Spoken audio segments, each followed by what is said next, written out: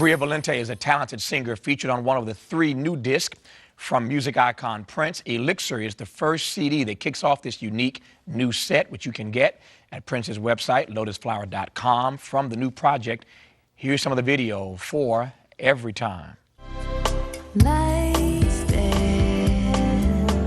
So Bria leans over to me during the clip and says, "We're just trying to make some stellar elevator music." It's a whole lot better than that. Brian, look behind that curtain. Make sure Prince is gone. Make sure is he gone? Good. All right, he's gone now. So tell me the truth. How did y'all really meet? He says he met you first. You said you met him. What really happened? Oh, well, I was 17, and I'm from Minneapolis, Minnesota, and I was working with Morris Hayes at the time, and he had brought me over to Paisley Park. And I waited for Morris, and he had met with Prince, and all of a sudden, 10 minutes later, he came down and just sat next to me, and didn't look at me, he just said hello, and I said, hi. So what's your name? And I said, I'm Bria, and he said, nice to meet you. And that was it, and then he was gone, and didn't talk to him since. So that was the first time we met. And then fast forward a few years later, and you got a project together. Yes. I moved out to LA, and in a chance meeting, we ended up getting back together. So that was really cool. And Morris Hayes was, again, the conduit. Yes, the conduit for the collaboration. That's amazing. What's it like to be put there, to be exposed, to be introduced by Prince? It's a privilege and a blessing. And really the situation that we had in the working environment that I was in was like a family, and we all love music. I mean, I grew up with music. My father's a musician, and coming from Minneapolis too, I think there was a really special connection there. And when we all got together, we just combined our talents, and then we made this record that we were all really proud of. And I never ever thought that I'd be working with Prince, to tell you the truth. So I moved away from Minneapolis, and I ended up coming right back home, basically. That's a fascinating story. So it's really interesting how that works. Tell me about your music. Tell me about Bria's music. I wanted a record from front to back that you can just play through, and it just talks about the best qualities of love. And that's what this record really captures. So we did that, and there's a lot of live instrumentation. A few songs are jam sessions that we turned into songs after the fact, and it turned out beautiful. I'm so proud of it. Whenever Prince introduces us to somebody, there's always at least one song, maybe a couple, but always at least one song that we all latch on to because it has that quintessential Prince artist, Prince protege sound. Mikey, one of my camera guys, and I were talking earlier. We think the song that does that on your project is Tonight. Tonight, yeah. Would you agree with us? Yes. Mikey, she agrees. Tell me why we think that has that quintessential Prince protege sound. Well, Prince knows how to make people dance. He's funky.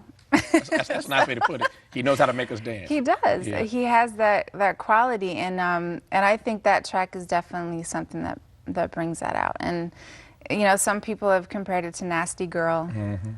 You know, but yeah, I would say, yeah, that's how it all comes together. To your word choice of comparing it to Nasty Girl, that word comparing, Prince, obviously here just a few minutes ago, made the point and said, and I'm quoting him almost, he says, perhaps I spoke too soon when I compared Bria to Sade.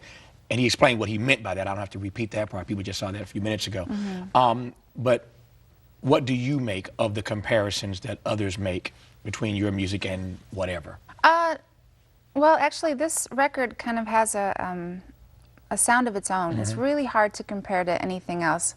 And you know, everybody's going to take something from it based on their personal experience. So nothing really bothers me as far as comparisons are concerned. But most people that hear it, you know, my voice has a different tone than other people. I've been compared, as I've heard, to Shantae Moore and you know, some other artists like that.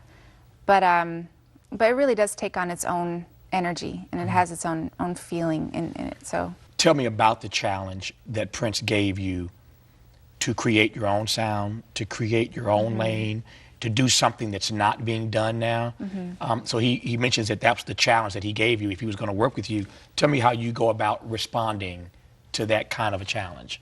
Well, that takes a lot of introspection. You know, you got to kind of sit with yourself and just think about what you want to hear that you're not hearing. You know what I mean? And there's certain things that really touch me in music, and it's when I hear heart and when I hear genuineness and caring and things like that. That's something that really gets me. And music is such a powerful thing. It can capture a moment in your life and bring you back to that spot. So it connects with you on an emotional level, on a spiritual level. And so I really got in touch with myself in that fact of what would I enjoy listening to. And so I tried to write about the things that I would like to hear about. I love the positive message of love and the organic pureness of real music, you know, and I just wanted to capture that. I just wanted to capture something very real that people could listen to and it would touch them. When did you know that music was what, because you modeled and that's part of your backstory as well, when did you know that music was what you wanted to do, not just something that you enjoyed? I think it was in school. When I started doing talent shows, that's kind of when I knew that this was something this is what made me happy. And it really does make you happy when you make something from nothing. That is the biggest rewarding feeling that you can have. And I really enjoyed that. So, you know, doing the talent shows and writing music and learning things from my father, and he played 27 instruments. So he's like Prince. No, I won't say But that. does he also do lead vocals, background vocals, engineering, mixing? Well, you know what? Exactly, that's the key. If you're gonna launch a project, Bria knows how to put it out there. We should all be so fortunate to have Prince put us out there as part of a 3 CD set.